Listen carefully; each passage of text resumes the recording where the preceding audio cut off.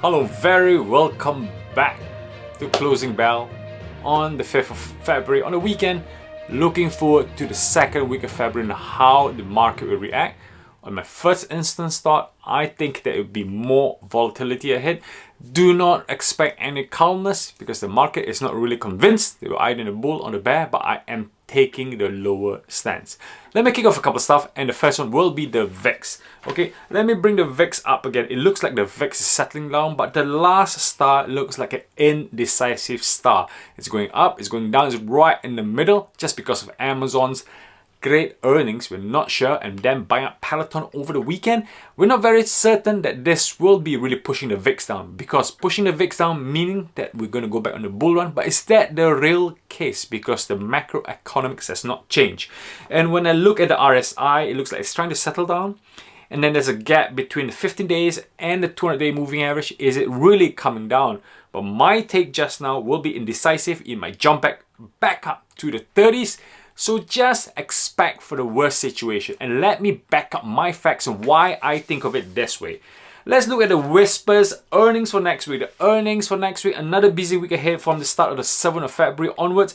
I'm looking at all the companies. There's nothing out there that's going to shout out saying, yes, we're back to the bull. It's all exciting. Why?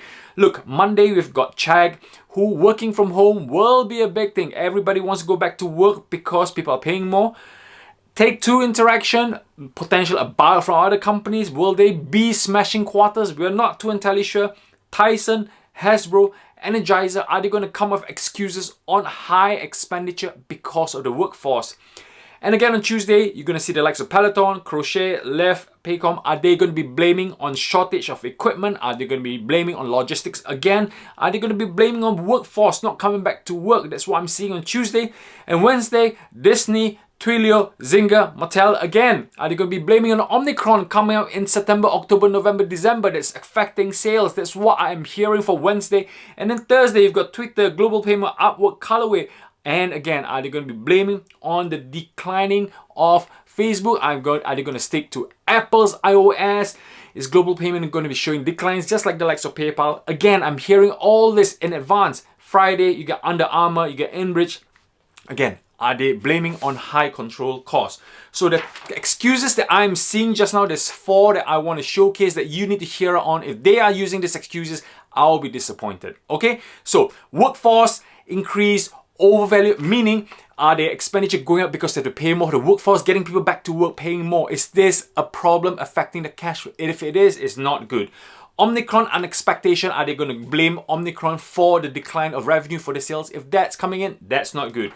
Are they going to blame on shortage of materials? Again, the same thesis again and again that everybody will be wrapping up. If you are the CEO and you see declining sales, what are you going to use? Some of the excuses. And lastly, are they going to say that, oh, because we cannot invest in anything, we're going to do shares buyback? Are they going to use the excuse trying to prop up their shares? These are the stuff that I am hearing, not good and negative. Before I go to my next point, I just want to share that you should be using TradingView. That's what I use on my technical analysis on my stocks, on my crypto. It's really, really good. I've upgraded myself from Yahoo Finance, and now I can actually do more different type of tools that I can apply on my technical analysis. So do check it out. You get $30 off. If you have a friend who's already using it, go get their referral first. But if you don't have anybody, then use my referral below and get yourself $30 off for TradingView. I highly recommend it. But what you need to watch out for are the keywords in this earnings, okay? You have watched Apple, you have watched Microsoft. Despite the market shortage, despite the workforce increase in labor costs, they can overcome with smart business take. Okay, these are keywords, okay? Increasing profit margin. Like the likes of Apple, Microsoft, increasing profit margin by reducing expenditure, trying to get the manufacturing, the fabrication in-house, the design in-house to reduce by 1%. That will push production up. They've planned this 18 months ago. Are they going to do that? If you hear that, great. How about paying workforce more? If you appreciate bringing people back to work, not forcing them, but paying them more. If you pay your workforce more, and then the fact that you reduce on your process, that is a good fact. Okay, Microsoft and Apple has done it. That's a good thing. Thumbs up. And the third one, new business growth, new capex expenditure, new merger. That's what I want to hear from these companies. If you hear companies on the earnings saying that, another good thumbs up. Again, Passing costs to other consumers. If a company can pass a cost to other consumers, like Amazon Prime increasing prices, Microsoft increasing prices, and yet not killing the decline in the consumer or the market share, that's a good thing because people are willing to pay for the services. And finally, steering from production loss by digital growth. If you cannot expand because you cannot get hardware, but instead you're focusing on digital growth because the avenues like NFT, digital subscription, if you're increasing on digital growth just to offset your production in because of the logistic, not enough material, that is a great thing. You've seen Tesla doing, increasing the cost of the FSD,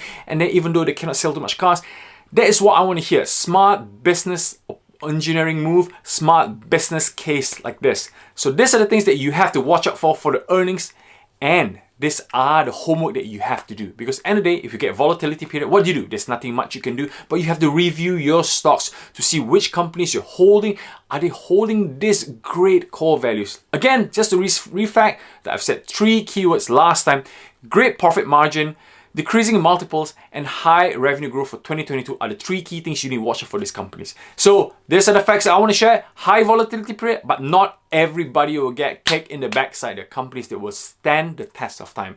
Thank you very much. My name is Alex, sharing my wisdom with you. I hope you like and subscribe, and hope to see you more in future. I hope you enjoyed that video.